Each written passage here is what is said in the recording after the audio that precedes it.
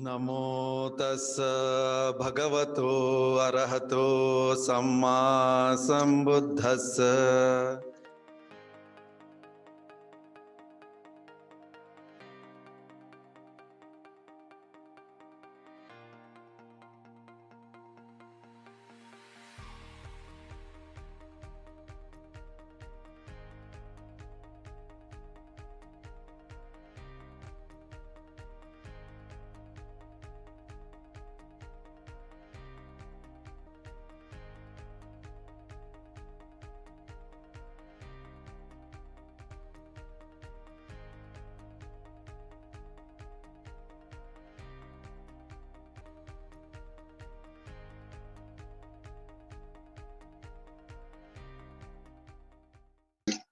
Welcome all to Comprehensive Course on Buddhism. Today is our week 9, session 2. We are continuing with our main topic, the way to a fortunate rebirth. And today we will be covering the field of merits for the world. Our teacher today is going to be Bhante Ananda. And before we start with the course, as usual, on behalf of all of us, we will make a Kshama Yachana. I request all the participants to please hold your hand wherever you are and join me in making the request. Okasa vandami bhante dvaratayena maya kattang sabba paradham kamatume bhante. Dutiyampi okasa vandami bhante dvaratayena maya kattam sabba paradham khamatu me bhante. Tatiyampi okasa vandami bhante dvaratayena maya kattam sabba paradham khamatu me bhante. Sadhu, sadhu, sadhu. Thank you so much, Bhante. As usual, Bhante, if we can start the session. Today is week 9, session 2, and the main topic we are continuing in this course, comprehensive course on Buddhism, is the way to a fortunate rebirth. Our topic today is the field of merits for the world. And our teacher today is Venerable Bhante Ananda.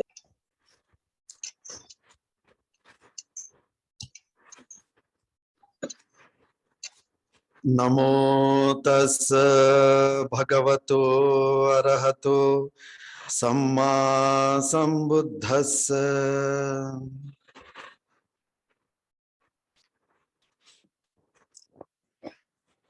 Respected Venerable Sangha and other dear Venerable monks and Upasikas and Upasakas, those who are online and those who are present here. Today we have another opportunity to study the Dhamma, to know the Dhamma, to practice the Dhamma. As you have seen, so many beautiful Buddha images have arrived.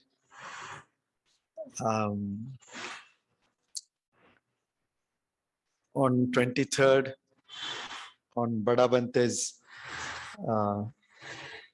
birthday, not death day, we are going to distribute these images.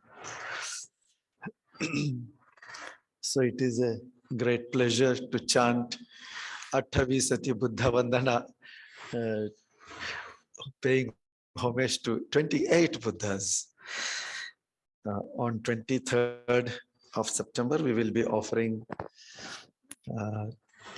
10 Buddha images to different viharas. This is to generate saddha. This is to generate the awareness of the triple gem, the Buddha, the Dhamma, and the Sangha. You have been seeing these images. You have been worshipping these images. And who on this earth doesn't enjoy, doesn't feel peace when they see the beautiful image of Supreme Buddha? Even the symbol of the Buddha itself is so inspiring and peaceful. Then imagine how much more the Supreme Buddha himself would have been. And those qualities of the Buddha which are manifested in these images are to be contemplated and also developed, so that those very qualities become our qualities. Buddhanusati, Dhammanusati, and Sanghanusati. You have heard about Lord Buddha, some of the great qualities and the meaning of the Buddha. Then coming to the Dhamma, you have heard about Dana, about Shila, about merits. Coming to today's topic, that is Sangha, the feed of merit. Yesterday evening, you heard about what are merits. Punya, the importance of punya, that which purifies the mind. Puneti chittang iti punyang, that which purifies the mind. So you have heard about how to do punya and what are the benefits of punya, and in a sutta called Nidhi Kanda Sutta, Lord Buddha explains about the importance and value of the punya, merits. Now, how to do, where to do, so many possibilities are there. But there is a thing called the feed of immeasurable merits. Anuttarang punyakhetang lokasa. In this word, there is a feed which is anuttara, incomparable feed of merit, and that is Sangha. So today we will try to understand what is this Sangha and different aspects of the Sangha. The Sangha is one of the 3 refuges that we take every time. Buddhang saranang gacchami, Dhammang saranang gacchami, and Sanghang saranang gacchami. So in the Sangha Vandana, we recite Supatipanno Bhagavato Savaka Sangho, Ujupatipanno Bhagavato Savaka Sangho, Nyaya Patipanno Bhagavato Savaka Sangho, Samiji Patipanno Bhagavato Savaka Sangho. Now this Sangha is the Sangha, especially, very specifically, those who have attained to the 4 noble paths and fruits, Ariyas. This is the Ariya Sangha. These 4 Ariyas, as we just now recited, Supatipanno Bhagavato, they are on the right path. They are on the right path, direct path, just path, and the proper path. Who are they? They are the Arhats and those who are practicing to attain Arhatship.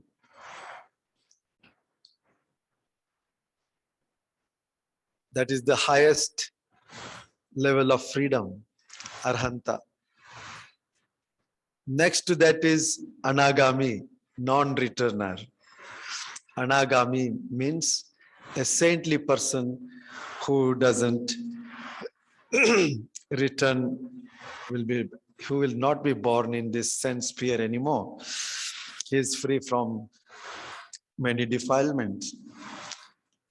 And the one practicing to realize this anagamihood. The next one is sagadagami. We will understand about them in detail. And one who is practicing to realize the fruit of sagadagami. And the fourth one is sotapanna. And the one who is practicing to become sotapanna. So now these four areas, sotapanna, sagadagami, anagami, and arahant. These four arya states are the different levels enlightened beings, different levels of enlightenment. Okay, so now they are established on the right path, on the direct path, on the just path, and on the proper path.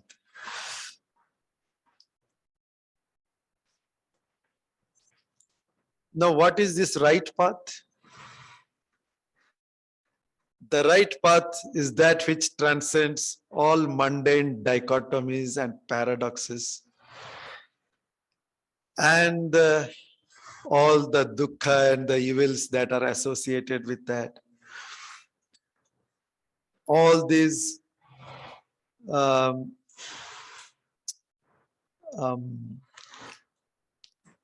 wrong ways which take one to some other destination, not Nibbana. So that which takes towards Nibbana, that is right path. As simple as that.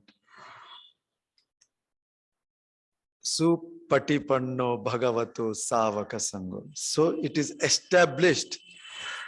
There is no miss it. They are not going to miss the full enlightenment.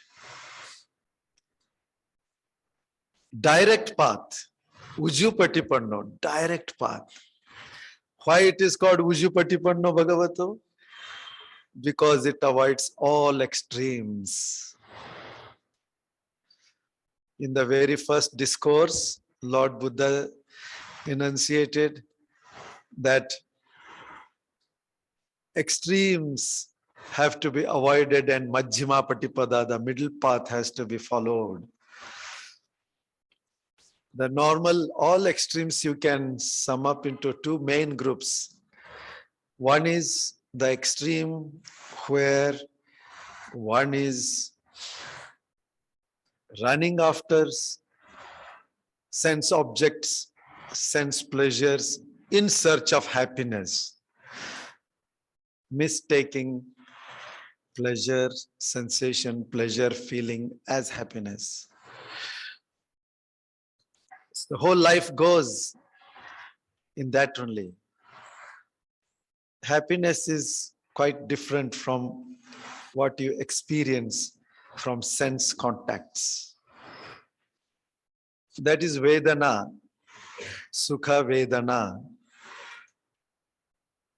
When you see something, hear, smell, taste, touch, or think, there is Sukha Vedana. But happiness is not that. Happiness is mental state, freedom. Whether you have Sukha object or Dukkha object, your mind can be happy. Whether you are experiencing Sukha or Dukkha at sense level, your mind can be happy. That freedom. For example, sometimes, say, parents are struggling to manage the children. They, even though they go through difficulties, they go through pains, not easy to take care, day and night, and losing sleep and everything. But still there is sense of happiness because of fulfilling the duty, fulfilling the responsibility, and because of selflessness. Though it is painful, say, to get up in the middle of the night and to take care and everything, but still. So this just sense feelings are not the determining factors for happiness. So that is one extreme. People run after sense pleasure, saying that that is the way to enlightenment. That's the way to happiness. Another group, they go to another extreme. They say, no, sense pleasures are not the way to happiness. Sense pains are way to happiness. So like that, they start giving pains. So sense pleasure and sense pain, these two extremes. Bodhisattva practiced both and avoided everything. And he went beyond that. Pleasure or pain, understanding is the way.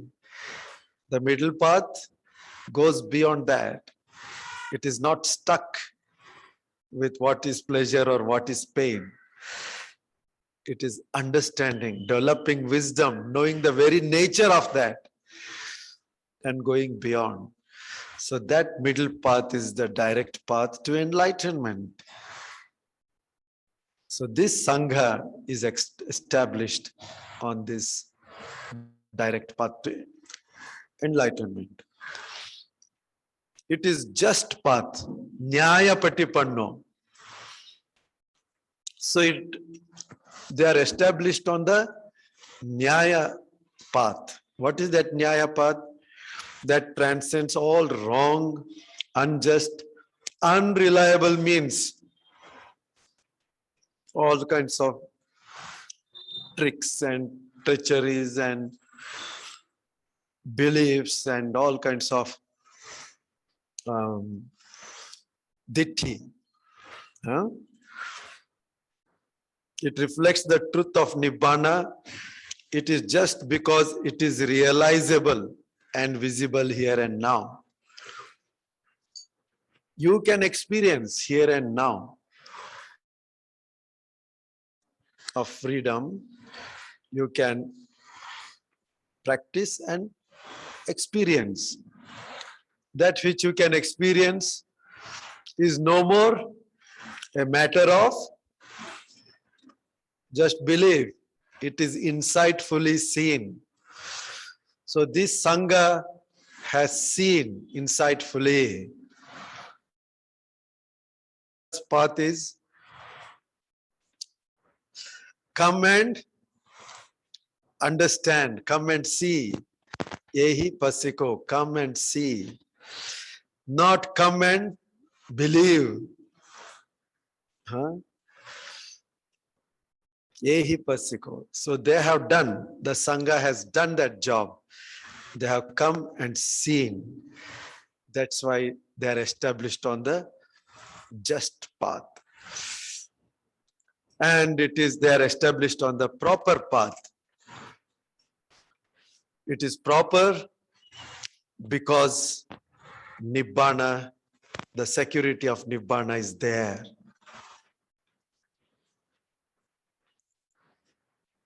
Because it is endowed with integrity. Integrity of mind, speech, and body, they are synchronized with the experience of Nibbana. So this path Such a wonderful path. It integrates your consciousness with the experience of Nibbana. So that powerful mental state. The four qualities of the Sangha. Sotapanna, Sagadagami, Anagami, Arhants. They are on this, they are now endowed with these qualities. Further, they are also worthy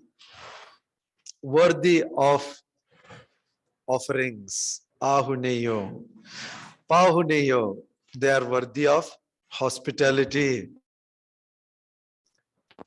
Dakhineyo, worthy of gifts. Anjali Karaniyo, worthy of salutations. That is the quality. The Buddha says if somebody is living hundreds of miles away, and one has to carry a huge luggage, a huge load on the shoulder, and walk hundreds of yojanas, miles and miles and kilometers, just to see an enlightened person, enlightened arahant or a sangha member. He says it is worth. Do that.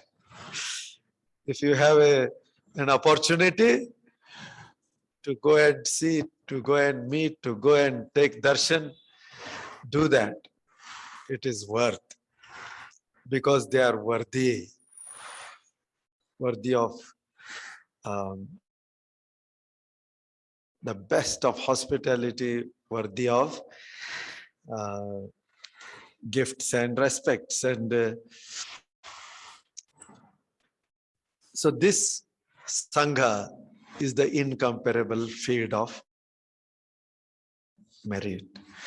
You can do punya in many, many different ways, in many places, but the Sangha is the incomparable. You know, this Vishaka Mataji was there. Last time, Maha Upasika Amma, she built of monks were living there, and so many monks used to come and go.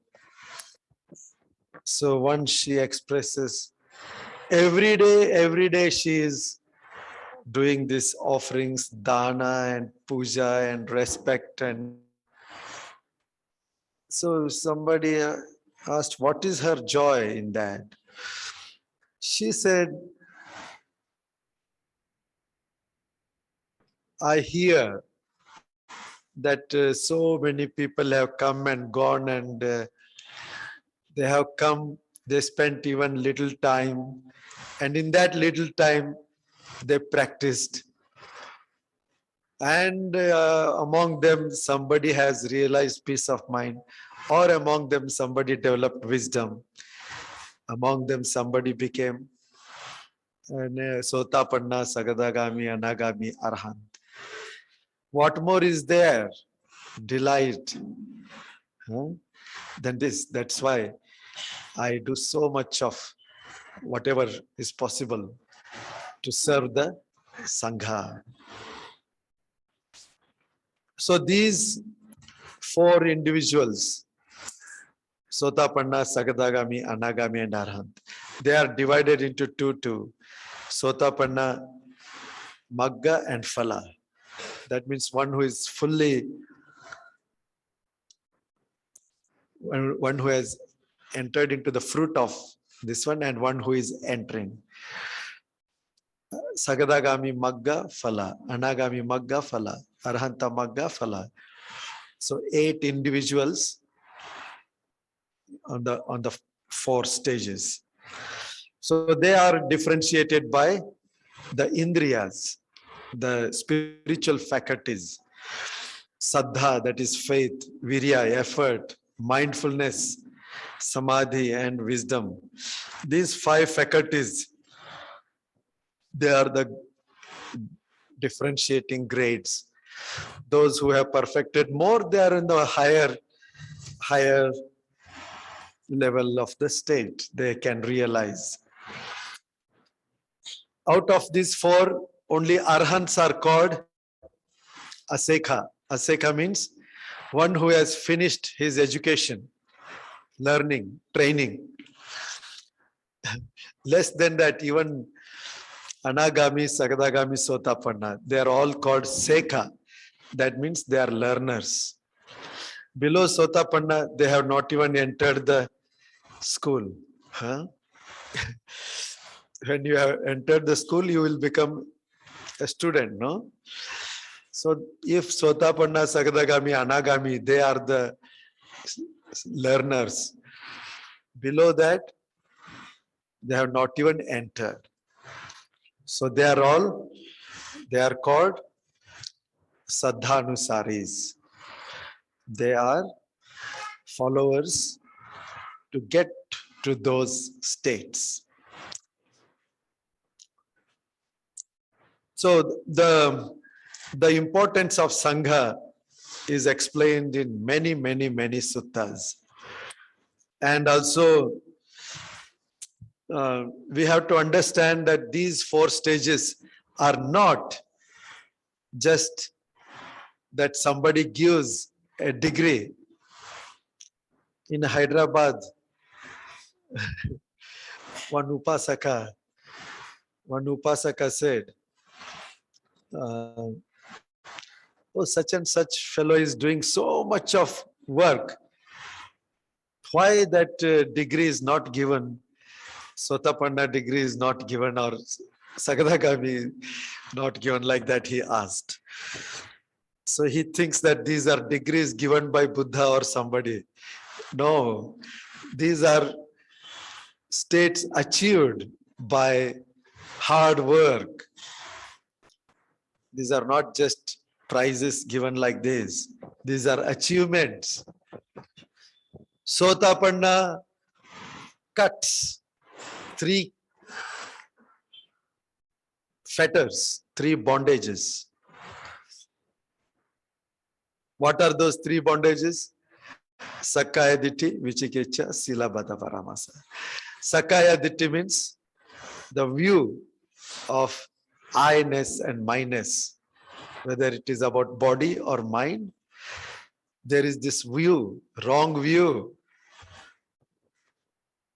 So that he destroys. Vichikicha, doubt. He destroys the doubt about the Buddha, Supreme Buddha, the noble Dhamma, and the holy Sangha. No doubts about that. The doubts about the discipline that the Buddha has given. Some people doubt, no, oh, is it the true path? Is it going to lead me? All those doubts are gone because he has experienced himself, or she has experienced herself. There is no doubt because there is self-experience. Then Silabhata Paramasa. Attachment to rites and rituals. How many kinds of rites and rituals are there? You can't even count in this world. Especially in India, how many kinds of rites and rituals are there? Anything and everything you do, it becomes a rite and ritual. You do the most stupidest thing, still you have a place. Somebody is there to follow you. That is rite and ritual. Anything that is called rite and ritual which doesn't lead to enlightenment. Anything that is beside the Noble Eightfold Path is rite and ritual. Okay, all that fits into the Noble Eightfold Path is all that which purifies the mind. And the rest, everything, they pollute the mind. Rite and ritual is nothing but attachment to views. Having this view, that view, attached to that. And out of that attachment, you fear. Out of that fear, start behaving in a crazy manner, doing this, that. So when there is anxiety and fear, you also lose control, no? What to do, what not to do. Suddenly something happens. What to do? You don't know. Your mind is not working. Most of the humanity is suffering that kind of mental situation. Just don't know what to accept, what not to accept. Oh, that fellow tells, okay, okay, okay. That fellow rejects, okay, okay, okay. Inquire. Go and see what is right, what is wrong. Otherwise, rites and rituals will overpower you. You will become victim of that, create ditti, wrong views, attach to that, remain in this dukkha samsara for long, long time, kalpas and kalpas. So that this person has destroyed. So when somebody destroys Sakkaya Ditti, Vichikicha and Silabhata Paramasa, that person becomes Sotapanna. That person destroys all the karmic deposits, storehouse. Only little bit is left, that which can bring 7 births at the most. And these 7 births also in Sugati and not in Apaya. Okay? So this is an achievement. Mental purification and achievement. And then he or she continues further and weakens Kamaraga and Vyapada. That is desire for sensuality and sense pleasures and running after sense objects. That is weakened. Vyapada is hatred, anger, resentment. That is weakened to great extent. That person becomes Sagadagami. Purification to another very deeper level. And further, that person practices and totally eradicates Kama, Raga and Vyapada. Totally gone from root. They will not arise again. Anger will never come again.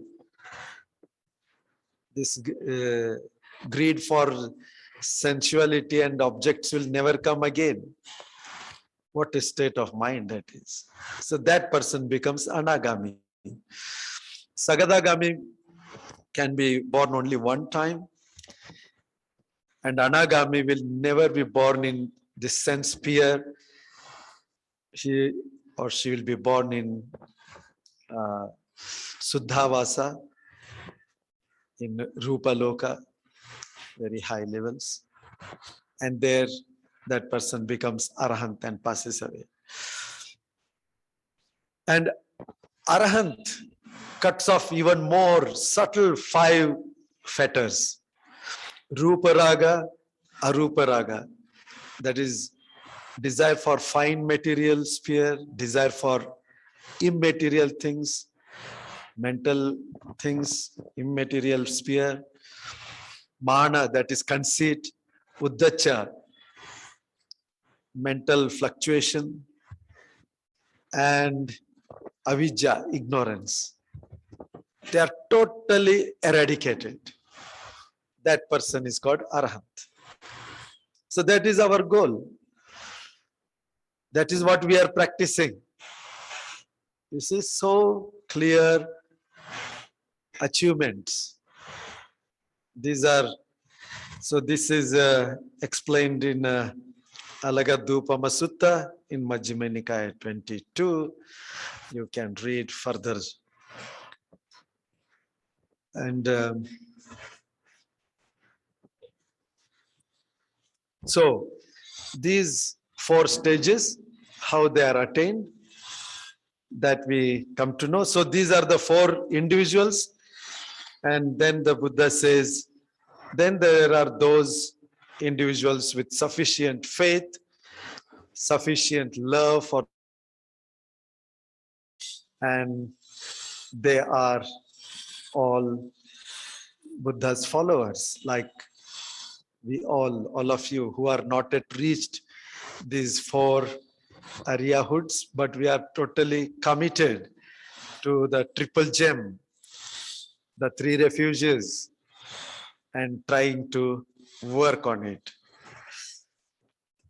Once Lord Buddha was asked, apart from Master Gotama, is there any monk, oh Master Gotama, any disciple of Master Gotama who is an enlightened Arahant? One who has destroyed the cankers and experienced this liberation of mind? The Buddha says, oh, not 1, 2, or 3, hundreds, thousands, hundreds and thousands of monks are there. In Savatthi, that kingdom, in Magadha kingdom, there were crores and crores of people who were Aryas, Sotapanna, Sagadagami, Anagami, and Arahants. And apart from that, so many devas, countless devas, millions of devas are Aryas. So the Buddha said there is not 1, 2, or 3, hundreds of thousands of monks are there. There are so many thousands and hundreds of thousands of nuns are there, bhikshunis, who are liberated. And then lay followers, those who have given up and sensuality and observing celibacy, Anagami, Upasaka, Upasikas are there. And Sagadagami and Sotapanna, like that, normal Upasaka, Upasikas are there. So many are there. So this state, these stages are to be attained by one and all. So in the path of the Buddha, so there are these 2 groups. One is monastic, those who become monks and become the member of the Sangha. So this Sangha, which was established by the Buddha, Bhikkhu Sangha, Bhikkhuni Sangha. This Bhikkhu Sangha was preceded by these enlightened Arahants, established by the Supreme Buddha. So when somebody becomes a monk, that person becomes the member of this Sangha. If that person is Arya, one of the 4 stages, one who has attained to 4 stages, then automatically that person is in Arya, this one. If one person is not an Arya, but belonging to the Bhikkhu Sangha, then that person is striving to become one. When somebody becomes monk, what is the goal? There is no other goal. Only goal is to become Sabba Dukkha Nisarana Nibbana Sachikarnataya. That's why they become the members of the Sangha, and that is how this Sangha of Bhikkhus and Bhikkhunis is there. In India, of course, Bhikkhuni Sangha is not there. Now it is starting. In some other countries, it is existing. And in some tradition, it is gone. It is no more existing. So anyway, this Sangha is there. So I think, and in Dakshina Vibhanga Sutta, so why this Supatipanno Bhagavato, this Ahuneyo, Pahuneyo, Dakhineyo, the quality of Sangha is mentioned. So when Gautami, Pajapati Gautami, mother of our Lord Buddha, she made herself when very beautiful Chivara, she viewed herself from the beginning to end, she made and she wanted to offer it to the Buddha. Then Lord Buddha told her, "O Gautami, Sangye Gautami Dehi, Sangye te dinne ahang cha pujito bhavisami sango cha." Give that offering to the Sangha. If you offer to the Sangha, that Sangha will also receive. With that Sangha, I am also there. I am also honored. So like that, you do the Sangha Dana. So keeping the Sangha as the object, you make the offering. So the Buddha praised the Sangha Dana to such an extent. So this is another, this one. I think time is running, so I would like to conclude here, and if there are any questions, we will take up the few questions. Pankaj ji.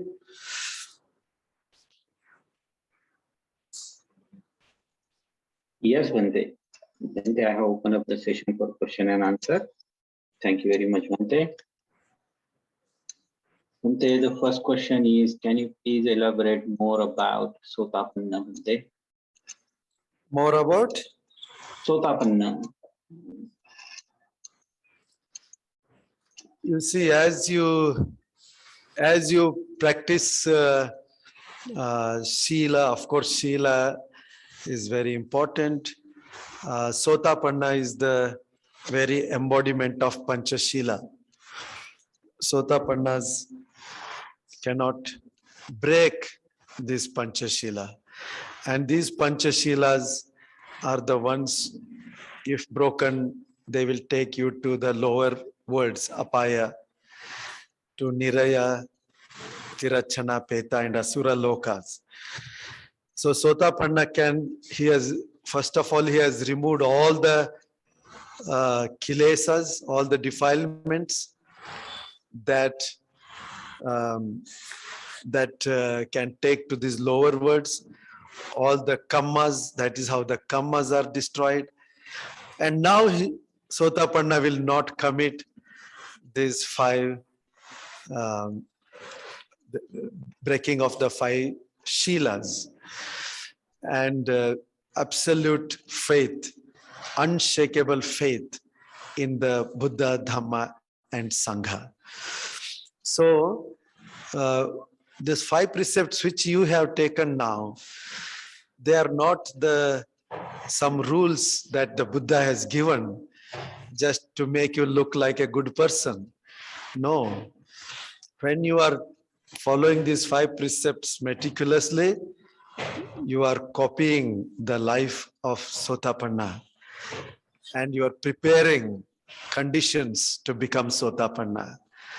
So when that becomes more and more and more perfect, then you will become Sotapanna. So along with practice of Shila and Samadhi and Panya, Vipassana, as the Vipassana Panya develops to see Anicca, Dukkha, Anatta more and more and more clearly.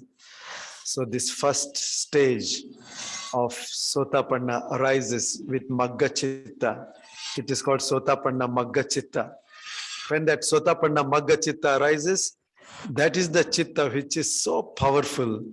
It just destroys these three fetters, and all that is conditioned by these three fetters. I told you, the viewpoint of self, doubt, and attachment to rites and rituals. All those things are cleared up. And this Sotapanna, Sagadagami, all these stages can be attained by monks, nuns, lay people, upasakas, and upasikas. Of course, they need a lot of merits and preparation, and it is possible. Yes. Thank you very much, Bhante. Bhante, the next question is, we hear that human life is where Dhamma journey begins. Then how do Devas come to receive Dhamma? How do they receive Dhamma when they are in Devaloka? Uh-huh. No. The journey, who said journey begins only in human life? It is a long process. We are here, we are listening to the Dhamma now. Surely we had earlier put in some life some Dhamma seeds.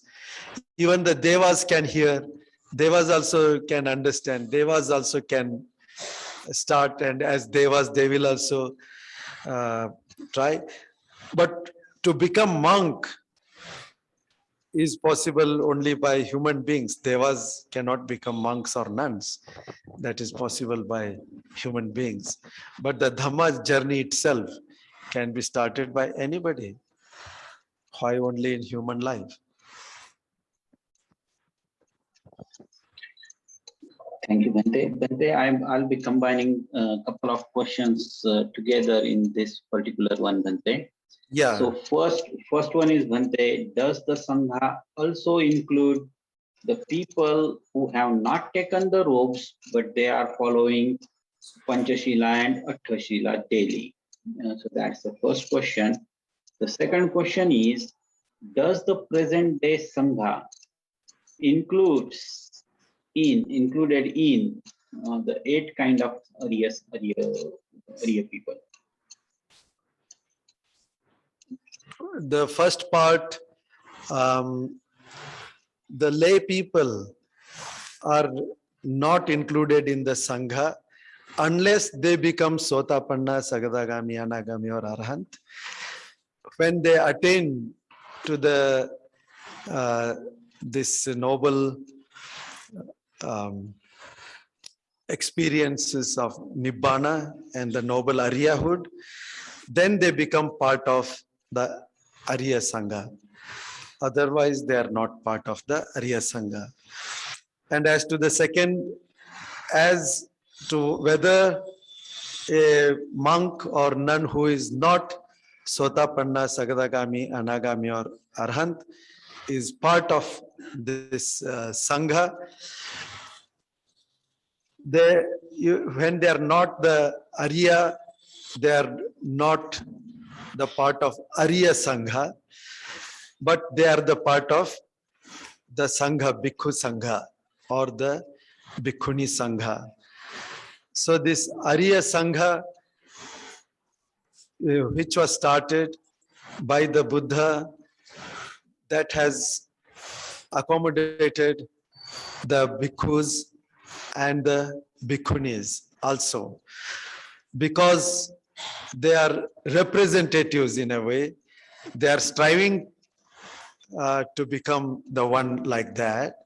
So they are part of the Sangha. So in suttas we see that when somebody becomes a follower of the Buddha, they always declared, "Oh, I take refuge in the Buddha. Please consider me as Upasaka or Upasika for lifetime, as one who has gone refuge in the Buddha, Dhamma and the Bhikkhu Sangha." It is said in the Bhikkhu Sangha. So, in that sense, they are part of the Sangha. So, for example, say there is Bhikkhu Sangha, and among the Bhikkhu Sangha, there are, say, Aryas, and some are not Aryas. Now, there may be one young monk who is an Arya, and there is elderly monk who is not an Arya. But as the Sangha, as the discipline, as Lord Buddha has established it, even though that a younger monk who is an Arya, enlightened person, will be paying respect to the elderly monk who is not Arya, and he will be serving. So this Sangha, uh, which can consist both, and that is an organization, world's oldest surviving organization, we can say, 2600 years, which is continuing because of that Dhamma Vinaya Lord Buddha has given. So those who are not Aryas, they don't belong to Arya Sangha as such, but they belong to the Sangha.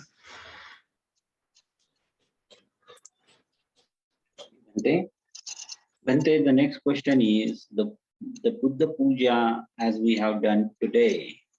Is it part of worship, Bhante? How beneficial is it? And how to make it more beneficial? Which way should we look at doing Buddha Puja? Yes, yeah. Today we did beautifully, we made worship, recollecting the qualities of Buddha, Dhamma, Sangha. We worshipped, and when we worship, if you can remind the qualities of Buddha, Dhamma, Sangha, if you can come to bring to mind even one quality also enough, and you are doing that with more and more and more understanding. The more your intensity of understanding, the more beneficial it is. So at home, you can keep the Buddha image or the photo, offer light. And when you are offering the light, feel that you are offering right in front of the Buddha, that the Buddha is standing or sitting in front of you, blessing you with all the compassion, with all the wisdom. May I gain some wisdom, offer lights, offer flowers, offer incense. These are ways of generating saddha. You know Anuruddha Bhante, hai na? Dibba Chakku. Anuruddha Bhante, he had offered these lamps at the stupa of Kasapa Buddha, and he became excellent topper in Dibba Chakku, divine eye, to see through meditation everything. And like that, offer faithfully, and at the same time try to remember one or two qualities. As your concentration is more and you understand more, the more qualities will come. So morning and evening, at least 2 times, you worship, you say Trisarana, Panchashila, Buddha, Dhamma, Sangha Vandana qualities, and Deepa Dupa Pupa Puja, like this, and few minutes of meditation. So this worship is not rite or ritual. It is for the purpose of purification of the mind, understanding Saddha. Saddha is the very first Indriya and Bala, which will take us to enlightenment. Yes. Thank you very much, Bhante. Bhante, this next question is that if someone attends Sotapanna, Magga and Phala, and in his aspirations to attend Nibbana, aspire to meet Buddha and follow him and aspire to become Buddha himself, is that possible now, Bhante? There is no living Buddha now. Yes, yes, yes. When living Buddha is not there, the Buddha Shasana is there. The Buddha Shasana is continuing. It is there for 5,000 years. So as long as Buddha Shasana is there, the Buddha is there in the form of Dhammakaya. Sharira Kaya, that is Rupa Kaya, is not there in the living form. It is in the form of dhatus. But the Dhammakaya is there. As long as this Dhammakaya is there, so long people can become Sotapanna, Sagadagami, Anagami, and Arahants. So that is possible. Because you have to hear the Dhamma, no? Only Samma Sambuddhas have the capacity to become self-enlightened, or Pacheka Buddhas self-enlightened. All others, they have to listen to the Dhamma by the Buddha himself directly or by the disciples of the Buddha. Bhante, the second part to the question was, can someone now aspire to become a Buddha or meet a Buddha? Yes. You can start aspiring to become Buddha. So it is first stage is Mano Panidhana Kala, then Vachi Panidhana Kala, and then Kaya Panidhana Kala. Mano Panidhana Kala is life after life. In the mind, you will start aspiring. And then you will start meeting the Buddhas. Then you will start expressing Vachi. Verbally, you will tell, I have my wish to become Buddha. I have my wish to become Buddha. And those Buddhas will keep blessing with uncertain time. I mean, they will say, okay, may you become like that. But they will not say exactly at this time you will become. That Vachi Panidhana will happen with so many Buddhas. And then Kaya Panidhana, then certainly you fall down at one Buddha and one time you will express that I want to be Buddha, and that Buddha will certainly say, after such and such time, you will be Samyak Sambuddha. So that is Kaya Panidhana Kala will start, and then you may meet so many Buddhas taking blessings of them, and then you will become Samma Sambuddha. So that is possible. But once somebody becomes Sotapanna, they will not have that possibility because Sotapannas will become Arahant within 7 lives in any way, in any case, they will become. Okay, thank you very much, Bhante. Bhante, this one question is related to rites and rituals, Bhante. Saying sadhu, sadhu, sadhu 3 times, or making Buddha Vandana, or bowing to a Buddha statue, or any of the other things that the Buddhists do today, are they part of the rites and ritual, Bhante? How should one look at these acts that the Buddhists do? No, they are not rites and rituals. They are part of bhavana. Shila, dana, shila, bhavana are there, no? Threefold path. What is bhavana? Mental development. So when you develop saddha, when you develop sati, when you develop virya, samadhi, panya, that is part of development. Meditation, not rite and ritual. Rite and ritual is where you have a viewpoint, and that for the sake of that viewpoint, you do something. That is rite and ritual. And by doing something, your mind doesn't become pure. Whereas when you offer flowers and do this puja to the Supreme Buddha, you are bringing the quality of Buddha. You are remembering the quality of Buddha. You are remembering your own goal, your own path, isn't it? So these are part of bhavana. Dana, Shila, Bhavana are there, no? Dana is giving, Shila is your conduct. Bhavana is this developing the mind. Thank you very much, Bhante. Bhante, we will take one last question, Bhante. Is sharing merits also a dana, Bhante? We are not giving anything in physical form here. Is it still a dana, Bhante? Yes. When you share merits, that is also a very great gift, great dana. When you share things, that is one kind of amisa dana, that is material gift, and other things you can give, particularly when people are alive, you are giving those things.